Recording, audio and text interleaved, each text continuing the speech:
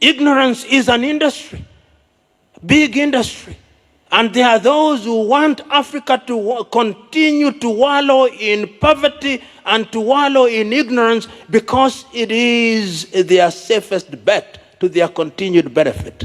The day we wake up to that reality, the safer we are. That is why the English had this beautiful saying, let sleeping dogs lie. So we are sleeping, and we are being allowed to lie. And we are being hypnotized into even greater sleep and slumber, to dream even further. But I'm telling us, if Africa is to realize our dream, we must wake up. If Africa is to win the lottery, we must buy the lottery ticket. Why are we ring fencing 30%? Let us ring fence 70%. It can't be done because it is a question of cross-fertilization of ideas. We must learn from other civilizations, but learning must not mean surrendering to them. I'm submitting to us that we surrender to them. And going forward, therefore, you who are present here, we must think of another Africa.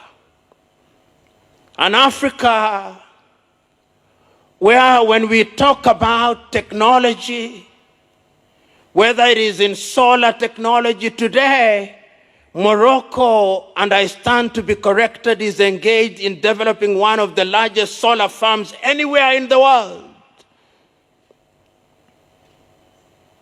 I'm still talking about consulting engineers even in that field. Kenya is doing another major solar project, and all African countries ought to be engaged in it. Namibia, I think, is also engaged in it. But if you ask who the consulting engineers are for those projects, they are not Africans. Even the solar panels that are going to be used, the best that African countries will do is to assemble them. They'll be brought as completely knocked down kits, and ours is to assemble them as our children assemble Lego.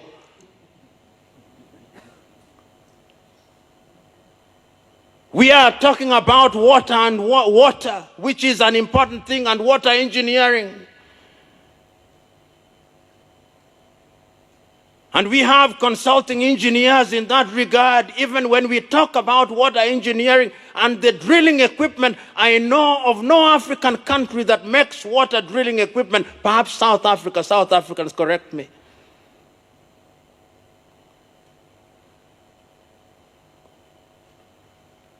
When we are talking about road infrastructure, I know that sometimes even when we are doing the roads, even the one here, the Kampala and Entebbe Expressway, the contractors, under the guise of something that they now call design and build, will even import steel from their countries, saying that ours has too much carbon content. Sometimes even cement is imported because ours is claimed not to have certain ingredients. I'm still talking about consulting engineers.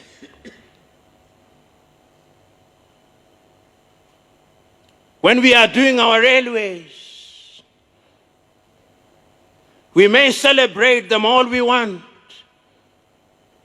but when we receive the wagons, they are rehabilitated engines that belong to the museums alongside the spinning wheel. I'm submitting to us that the consulting engineer is important to Africa's growth and development. You cannot deny that.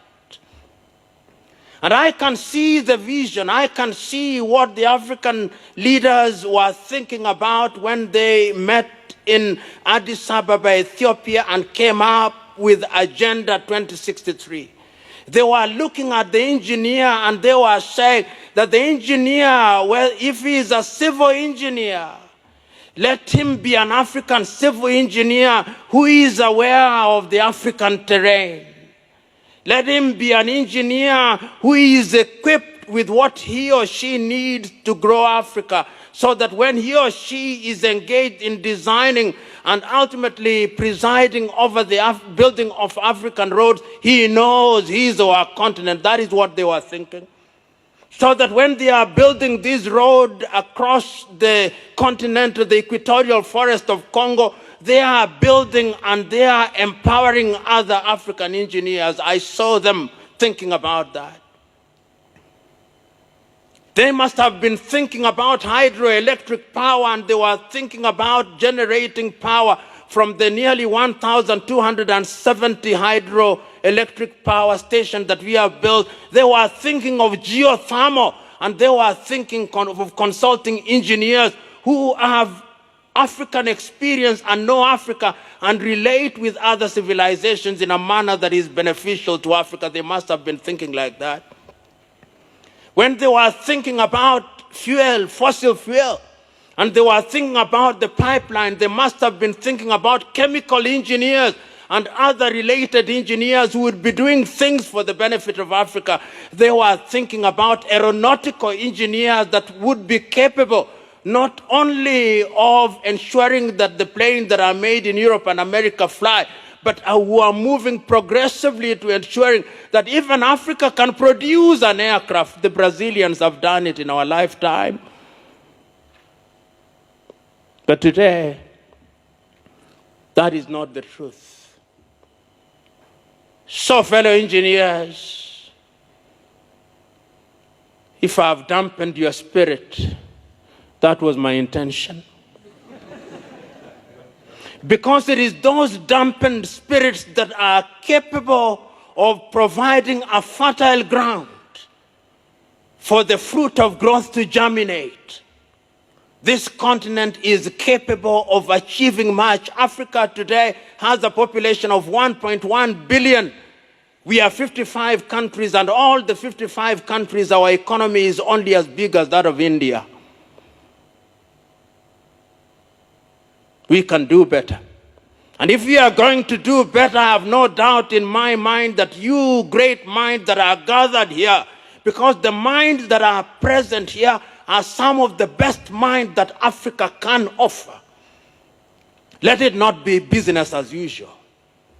Let it not be that you have expanded your firm to include 100 engineers to do work that has been handed down to you by some European or Chinese firm. No. Let it be that you are also capable of doing things in your own right. You can do it. You must do it. Because if you don't do it, the thing that we call growth will never be realized. We'll have symbols of what we describe as growth, but Africa will never grow. We'll have things that appear to represent growth, but Africa will never have grown.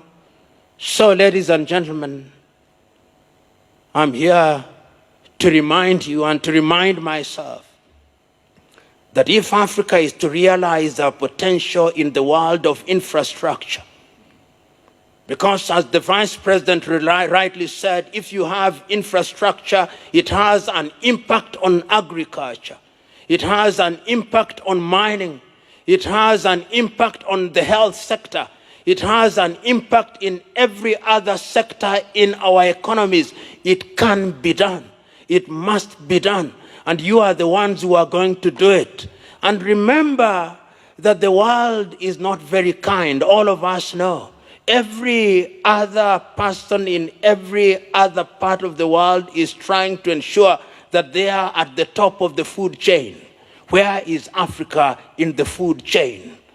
Are we at the bottom of the food chain, or we are at the top of the food chain?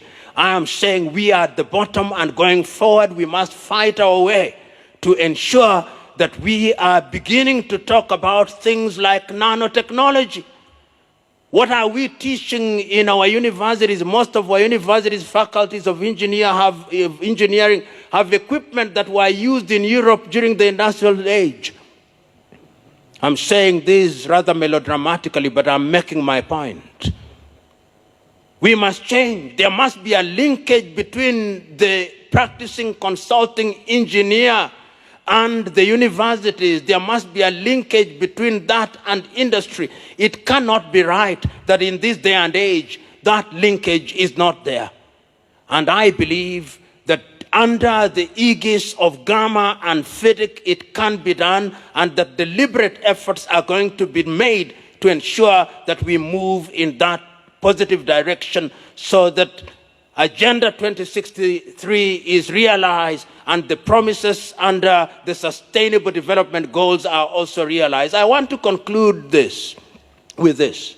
Have you realized that several years ago we had something called the Millennium Development Goals? They were never achieved. So we have renamed them Sustainable Development Goals. And there are more now. So the truth is, Africa must also define her own problems, and having defined her own problems, must also find solutions to her own problem. Do not be cheated. Do not be deluded that the world is full of benevolent individuals and institutions whose only claim to fame is that they want to lift Africa from the morass that she now finds herself in. The reality is, the poverty of Africa is the glory of some civilizations. Poverty is an industry. Ignorance is an industry, big industry. And there are those who want Africa to continue to wallow in poverty and to wallow in ignorance because it is their safest bet to their continued benefit. The day we wake up to that reality, the safer we are. That is why the English had this beautiful saying, let sleeping dogs lie. So we are sleeping, and we are being allowed to lie. And we are being hypnotized into even greater sleep and slumber